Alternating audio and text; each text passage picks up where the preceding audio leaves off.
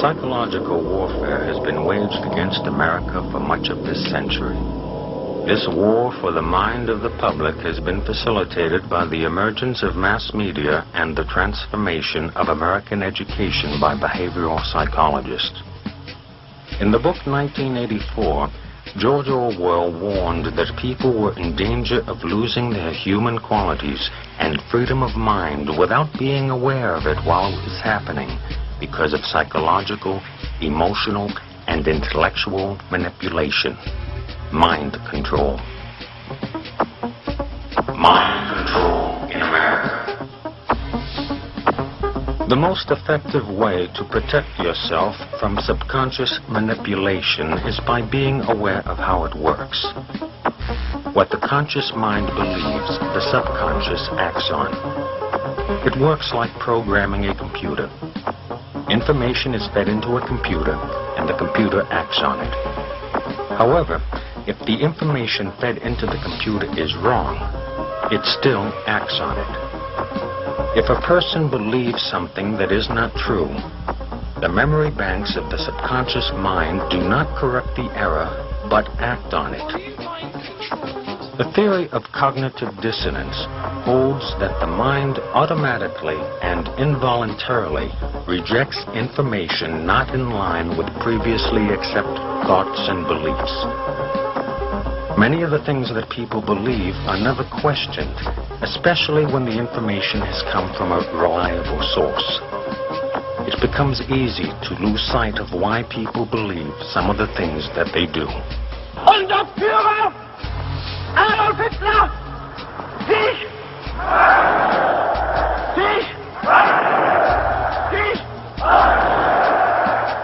People can be led to believe something that is not true when that information is carefully timed and presented by an accepted and respected authority.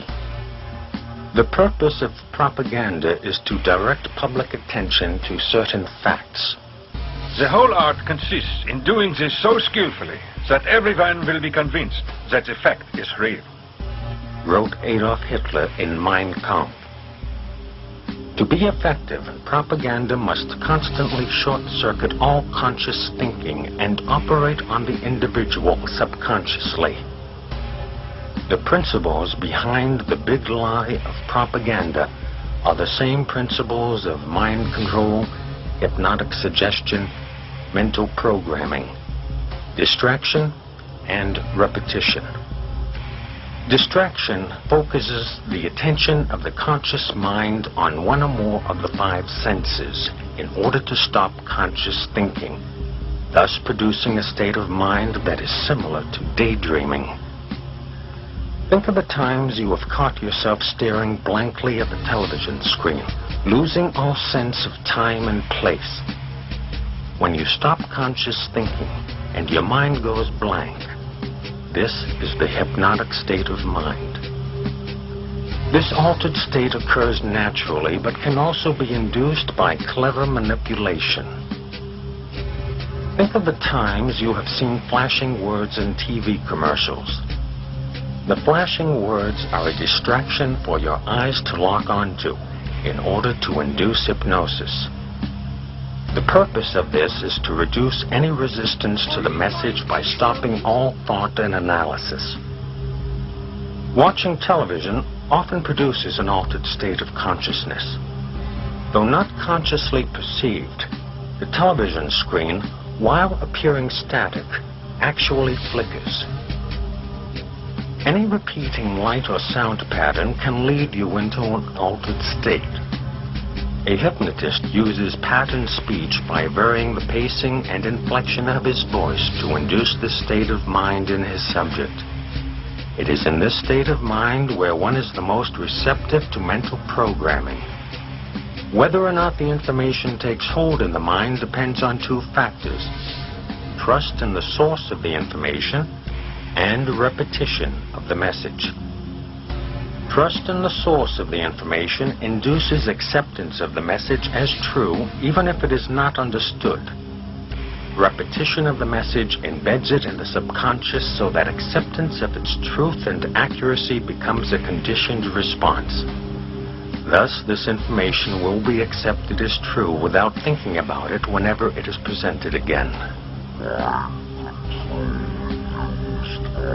Subliminal perception is the process whereby you receive and respond to visual and sound information without being aware of it.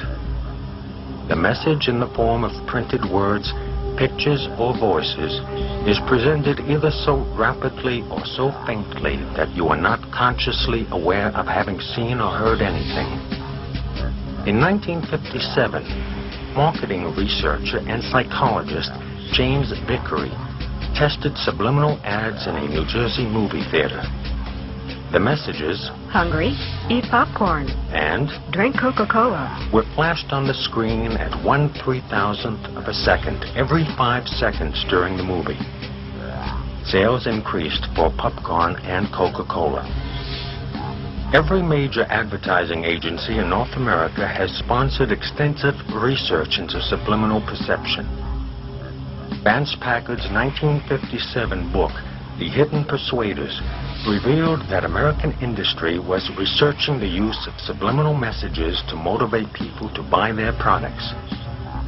Dr. Wilson Bryan Key has documented in 4 books the widespread use of subliminal ads by the advertising industry. Messages programmed directly to the subconscious bypass critical analysis and the conscious choice to accept or reject the message. Repetition of the message constitutes mental programming. Subliminal messages have been used in music, radio, television, and movies. In November 1957, TV station WTWO in Bangor, Maine, experimented with projecting a subliminal message on television.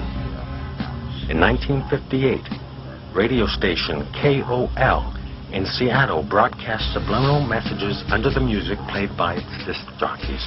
How about a cup of coffee? Was one, and another was, someone's at the door. The movie The Exorcist used both subliminal sounds and pictures.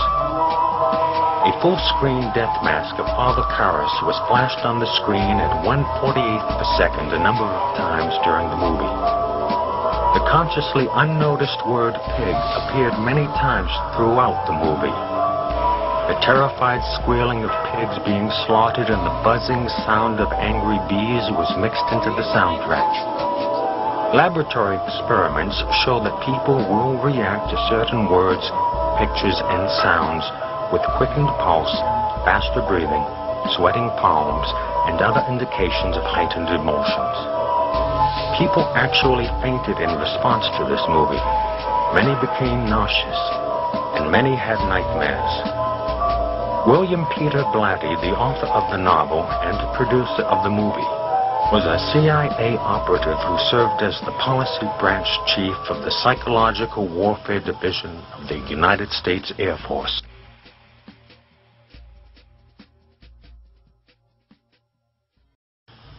Ladies and gentlemen, I have a grave announcement to make. Incredible as it may seem, both the observations of science and the evidence of our eyes lead to the inescapable assumption that those strange beings who landed in the Jersey farmlands tonight are the vanguard of an invading army from the planet Mars.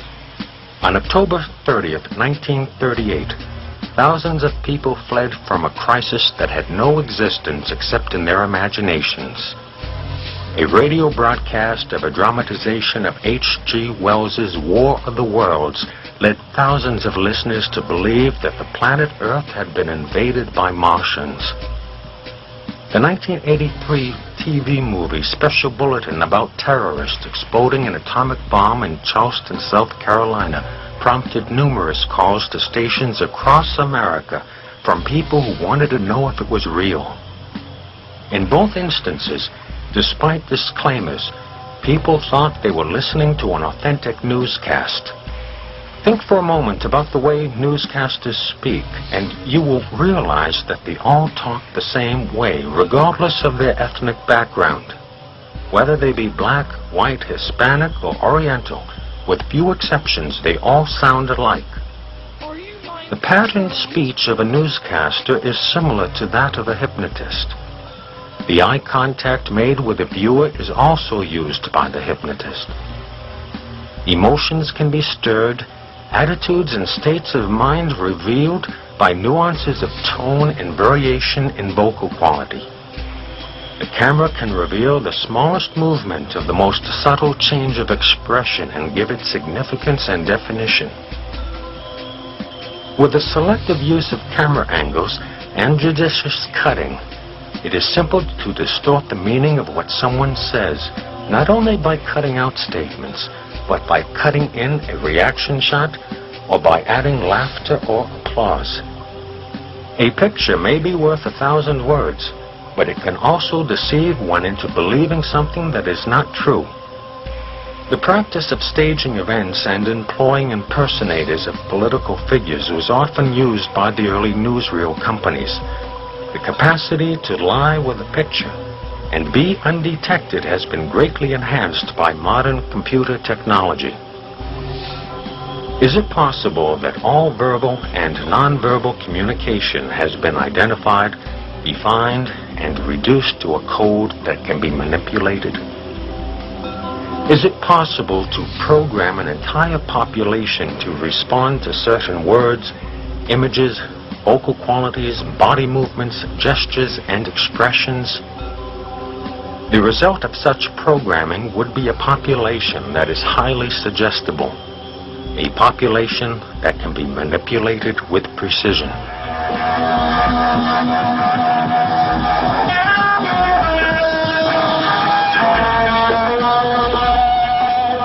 60s rock superstar Jimi Hendrix said, "You can hypnotize people with music, and when you get them at their weakest point, you can preach into their subconscious whatever you want to say." The power of music has been recognized throughout history. Plato and Aristotle believed that people could be controlled by music. Music affects the emotions, the mind, and the body. Sound causes changes in body chemistry, blood pressure, breathing, and digestion. Fast music will speed up the nervous system, while slow music will slow it down. The entire body is sensitive to sound. Low tones will vibrate in the lower parts of the body, and high tones will vibrate in the higher portions and on into the head. Even sounds that cannot be heard affect you. Low-frequency infrasonic sounds affect the internal organs and can cause headaches, nausea, dizziness, and fatigue. Much of today's popular rock music is built around a heavy bass pattern louder than the melody. These loud, low-frequency vibrations and the driving beat of most rock music affect the pituitary gland. The pituitary gland produces hormones that control male and female sexual responses. These low-frequency vibrations vibrate in the lower parts of the body so that the music feels good. Though the message of some rock music is thoughtful and positive, the message of many rock videos and the music, particularly heavy metal, is a negative mental program that glorifies violence and deviant behavior. A visit to your local record store to check the lyrics on the back of the albums will reveal recurring themes preoccupied with violence, rape, sadomasochism, suicide, illicit sex, drug and alcohol abuse, fascination with the occult, and in some instances, race antagonism.